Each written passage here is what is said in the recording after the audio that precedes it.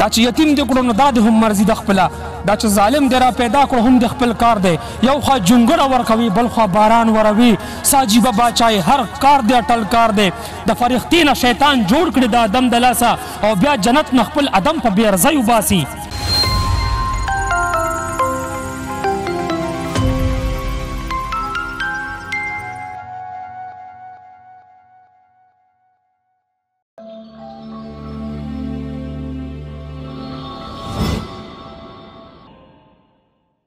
د دې حمد نصیصه د ګلورین باچا یو ډېر ښه ګلوکار دی ډېر ښه زلمی دی او نوجوان زلمی ګلوکار دی د هارون باچا وراره دی او هغه سیسه ویلي د تر نه د دې نظم نه اسماعیل رحمان صاحب تاسو ته به ډالۍ کومه وایي ستا نوم کې پټ دي د لویۍ او د عظمت رازونه د کائنات نه د راساسي د قدرت رازونه ته د هغوی چې هېڅ څوک په دنیا کې نه وي ته د هغو شي چې برخه په خندا کې نه وي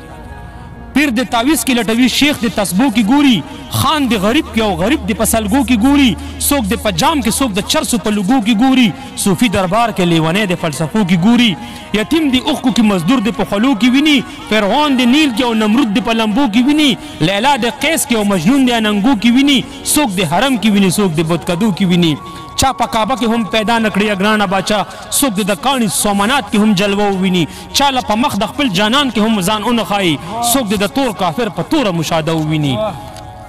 څوک د پیدا کې د الحاد د اور د سرو لمبونه څوک د ټول عمر په مونځ نه په سجده وویني ستا په یو دومره غوندې راز کې چې روان شي سړی په راز کې راز او راز کې راز ته د حیران شي سړی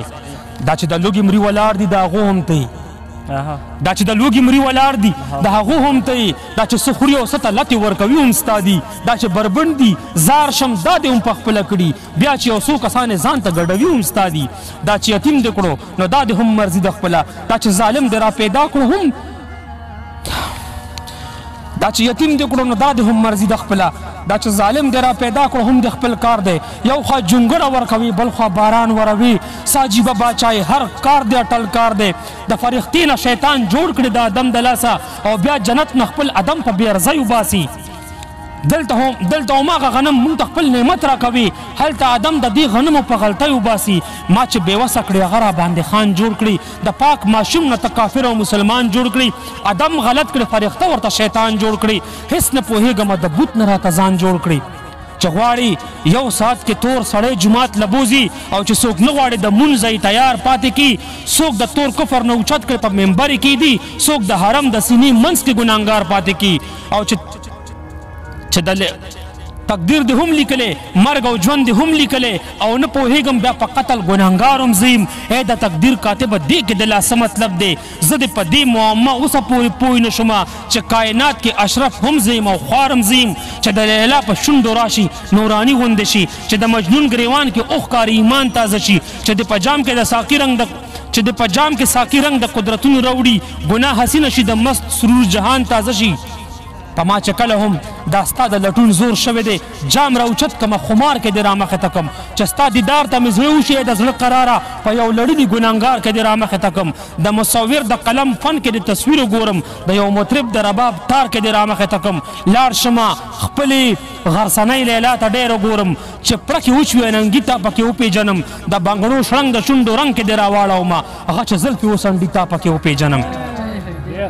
د ایوب صبر او جلال می د موسی هم ته اور د نمرود کې ابراهیم خلیل الله هم ته بیت الخلا دا او که ځای د بیت الله د باچا قربان شم دا هم ته دا هم ته دا هم ته ته چې یو څوک څه خوشحال نه کې ماړی نه کړي د یو غریب د زړه د غم پته به څنګه لګي ته چې دا یو ته دغه یو په هنر نه تیر باسي نو د شیطان او د آدم پته به څنګه لګي زه چې بلکل اړو د سره ګناهګار نه شمه نو ستا د رحم او کرم پته به څنګه لګي لکه ماشوم چې مور په بو او په بلا یروي دغسې تا نه هر مولا لګیا دی ما یروي وایي قهار دی غضبناک دی او جبار هم دی زه ورته وایم که جبار دی نو غفار هم دی ما سره مینه ده او یا میندو نه زیاته کوي یوازې ستا نه دی زما پروردګار هم دی ای د دنیا واکداره ای د کائنات مالکه چې مې حرس د مستو حورو لا په زړه کې راځي تر هغې نه درځم ستا کور ته داسې نشم درتلی چې د جنت لالچ مې ذهن ته مانځه کې راځي چې اور راواخلم او په هر جنت پورې کما او مخامخ پکې د هورو قتلیام وکما